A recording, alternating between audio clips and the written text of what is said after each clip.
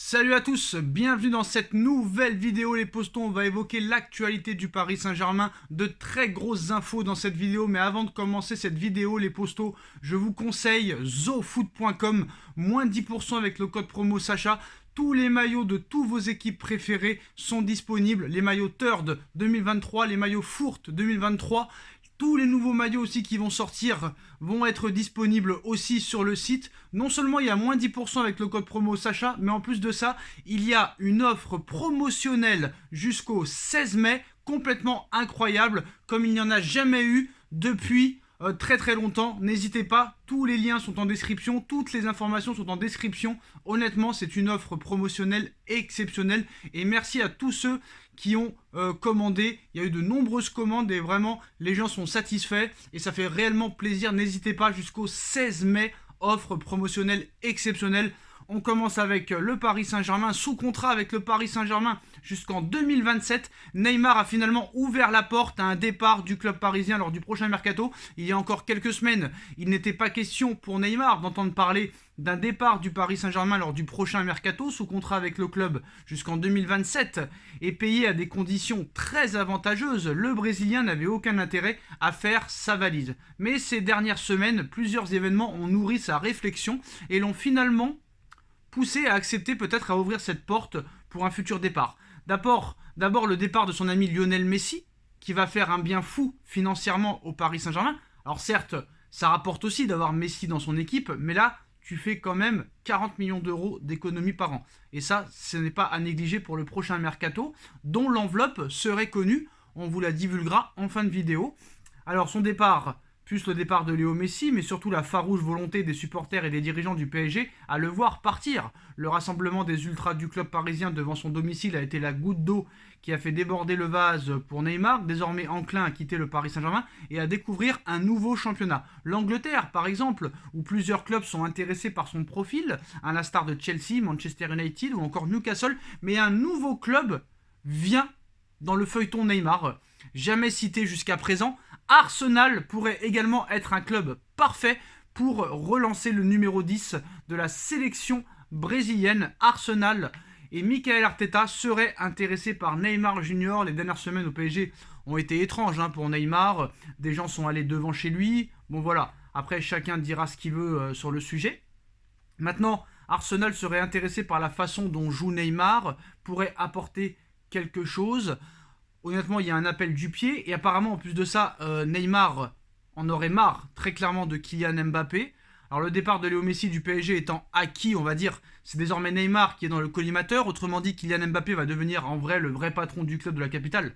Et cela en inquiète certains. Entre la sanction disciplinaire à l'encontre de Léo Messi et le débarquement de supporters devant la maison de Neymar pour lui conseiller de se casser, entre guillemets, cela a sérieusement secoué du côté de Paris, au point que depuis quelques jours, le départ du numéro 10 se rapproche, très clairement. Autrement dit, la célèbre MNM pourrait être réduite au seul Kylian Mbappé en 2023-2024. Envisager le départ de Neymar ne fait pas vraiment peur, mais laisser seul Mbappé en véritable seul patron du Paris Saint-Germain, moi honnêtement ça m'inquiète. Parce que certes, Messi, Neymar, ça court pas, ça défend pas, Neymar est souvent blessé, Messi ne court pas aussi.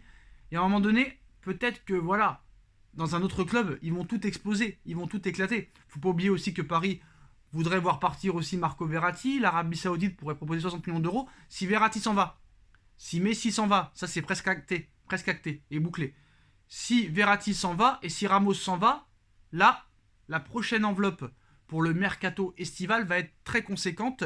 Et d'après RMC Sport, on parle d'une enveloppe entre 300 et 400 millions d'euros au Paris Saint-Germain cet été pour pouvoir recruter. Apparemment, l'enveloppe de base était de 100 millions d'euros minimum, entre 100 et 150.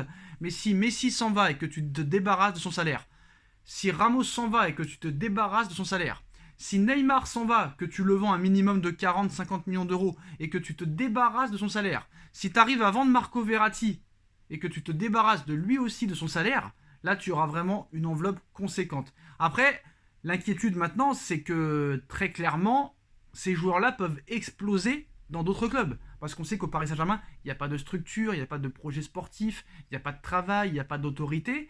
Et si Nasser El Khelaifi et Luis Campos décident de tout miser sur Kylian Mbappé, alors là, à l'heure actuelle, le PSG va dépendre à 100% d'un joueur dont l'avenir parisien n'est même pas assuré. Parce que n'oublions pas que Mbappé est toujours convoité par le Real Madrid et que Mbappé, officiellement, est à 1 an de la fin de son contrat. Parce que Mbappé n'a toujours pas levé l'option d'une année supplémentaire jusqu'en 2025. Donc à l'heure où on parle, Mbappé est à 1 an de la fin de son contrat.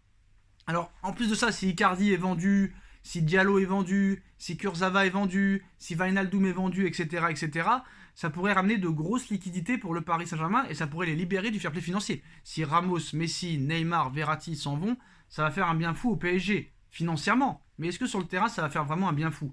Ça n'a pas marché, Messi, Neymar, Mbappé.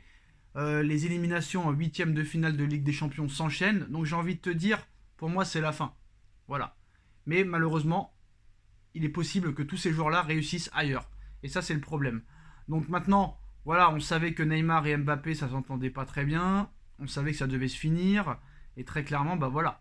Maintenant, il va falloir reconstruire, mais surtout reconstruire un milieu de terrain, reconstruire une défense. Alors, Arsenal, pour Neymar, serait prêt à mettre 40 millions d'euros. Le PSG en demanderait 50. Le seul problème pour Arsenal, c'est le salaire.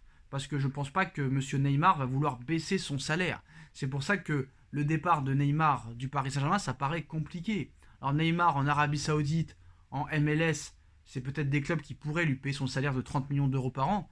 Mais quel club réellement, à part Manchester, United, City ou Newcastle, ou peut-être Chelsea, peuvent payer le salaire de Neymar? En tout cas, voilà. La première ligue plairait de plus en plus à Neymar Junior. Faut pas oublier que, voilà, bon, on nous fait croire tous les ans qu'il va y avoir de nouvelles choses et il se passe rien à l'arrivée. Donc la future interview de Nasser Al-Khelaifi qui va nous expliquer encore dans quelques semaines qu'on va resserrer les boulons, qu'on va resserrer les vis, fini les starlettes, personne n'est au-dessus du club, ça va être n'importe quoi. Il y aura aussi le feuilleton Xavi Simons, qui a précédemment déclaré avec instance qu'il voyait clairement son avenir en première ligue comme la prochaine étape avec le PSV Eindhoven. Donc le PSG n'est certainement pas la seule destination possible pour le joueur du PSV Eindhoven. Donc voilà, très clairement. Donc toutes ces informations-là sont intéressantes. Et si Paris vraiment arrive à se débarrasser de Neymar, de Messi, de Verratti, de Ramos, et que le PSG vend quelques autres joueurs, et que le PSG a vraiment une enveloppe entre 300 et 400 millions d'euros, il va falloir surtout recomposer le milieu de terrain. Parce que tu ne peux pas être bon en attaque si tu n'as pas un bon milieu de terrain et une bonne défense. Skriniar, on ne sait pas dans quel état il va revenir. Peut-être que Kipembe sera vendu. Galatasaray va faire une offre de prêt avec option d'achat au PSG pour Renato Sanchez. Galatasaray voudrait également conserver Mauro Icardi. Donc voilà. On a vu aussi que Thiago Motta rêve du Paris Saint-Germain. Il se sent prêt. Le nom de l'ancienne sentinelle parisienne n'a pas été effacé dans l'esprit du Paris Saint-Germain. Mais Motta et Campos, ça pourrait ne pas marcher. Contrairement à Campos, José Mourinho. Donc voilà, à l'heure où on parle, on ne sait pas encore qui va décider du prochain coach du Paris Saint-Germain. Est-ce que ça va être Nasser? Est-ce que ça va être Campos? Ou est-ce que ça va être l'émir? Ça, c'est la question qu'on peut se poser. Voilà les postos, c'est la fin de cette vidéo. Dites-moi en commentaire ce que vous en pensez. On like, on partage, on commente, on s'abonne. On se retrouve très vite pour une nouvelle vidéo. Tchuss.